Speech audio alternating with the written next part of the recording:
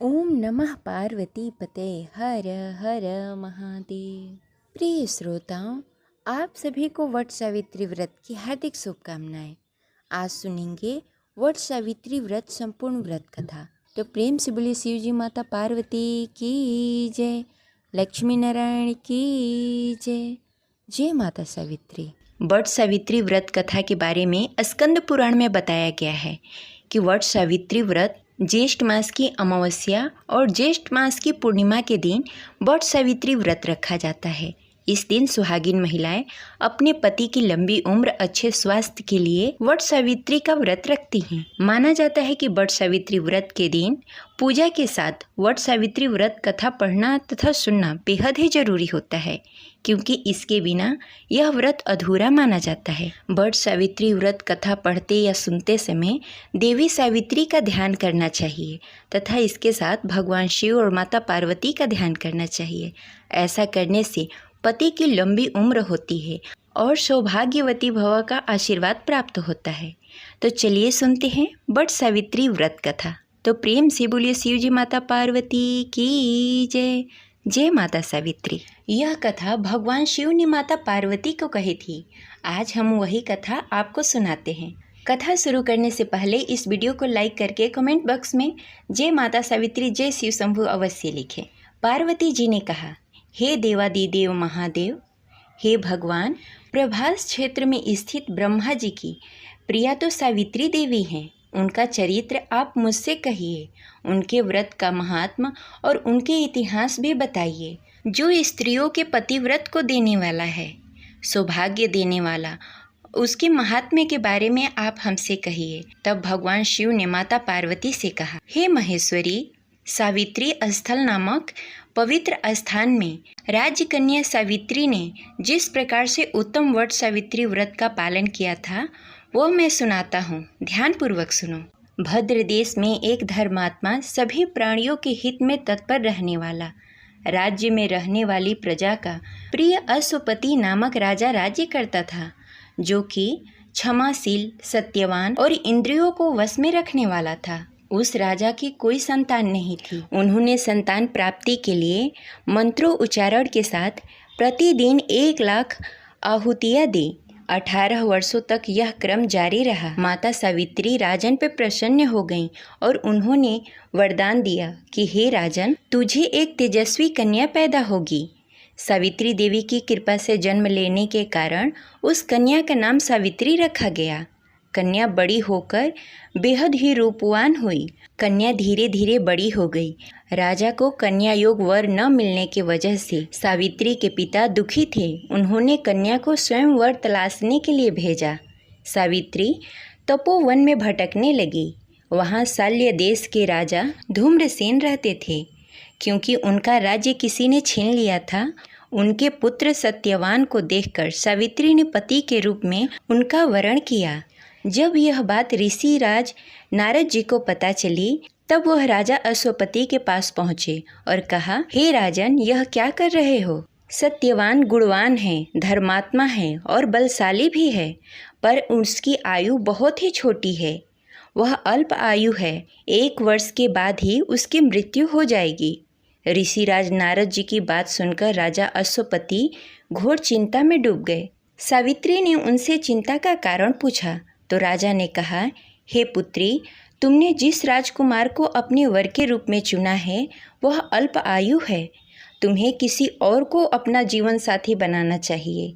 इस पर सावित्री ने कहा, पिताजी, आर्य कन्या अपने पति का एक बार ही वरण करती है। राजा एक बार ही आज्ञा देता है और पंडित एक बार ही प्रतिज्ञा करते हैं और कन्यादान भी एक ही बार किया जाता है। सावित्री हट करने लगी और बोली, मैं सत्यवान से ही विवाह करूंगी। राजा अश्वपति ने सावित्री का विवाह सत्यवान से करा दिया। सावित्री अपने ससुराल पहुंचते ही सास ससुर की सेवा करने लगी। समय बीतता चला गया। नारद मुनि ने सावित्री को पहले ही सत्यवान की मृत्यु के दिन के बारे में बता दिया था। वह दिन जैसे जैसे करीब आने लगा, सावित्री धीरे धीरे अधीर होने लगी। उन्होंने 3 दिन पहले से ही उपवास शुरू कर दिया। नारद मुनि द्वारा कथित निश्चित तिथि पर पितरों का पूजन किया। हर दिन की तरह सत्यवान उस दिन भी लकड़ी काटने के लिए जंगल में चले गए। साथ में सावित्री भी गई। जंगल में पहुंचकर सत्यवान लकड़ी काटने के लिए एक पेड़ पर चढ़ गए। तभी उनके सिर में तेज दर्द होने लगा। दर्द से व्याकुल सत्यवान पेड़ के नीचे उतर गए। सावित्री अपना भविष्य समझ गई। सत्यवान के सिर को गोद में रखकर सावित्री सत्यवान के सिर को सहलाने लगी। तभी वहाँ यमराज आते दिखे। यमराज अपने साथ सत्यवान को ले जाने लगे। सावित्री भी उनके पीछे पीछे चल पड़ी। यमराज ने सावित्री को समझाने की कोशिश की कि यही विधि का विधान है, लेकिन सावित्री नहीं मानी। सावित्री की निष्ठा और पतिव्रता धर्म को देखकर यमराज ने सावित्री से कहा कि हे देवी, तुम धन्य हो, तुम मुझसे कोई वरदान मांगो। तब सावित्री ने कहा, मेरे सास ससुर वनवासी हैं और अंधे हैं, उन्हें आप दिव्य ज्योति प्रदान करें। यमराज ने कहा, एवमस्तु, ऐसा ही हो, जाओ अब लौट जाओ।